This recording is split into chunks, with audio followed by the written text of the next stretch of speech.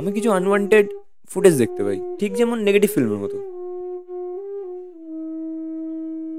তার মানে রাজপুত্রও আসছে।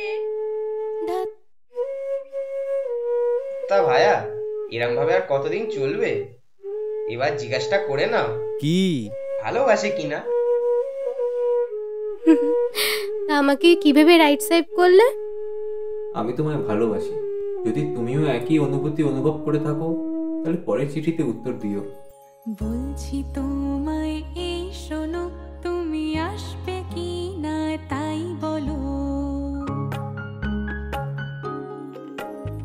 বলছি তোমায় এই শোনো, তুমি আসবে কি না তাই বলো।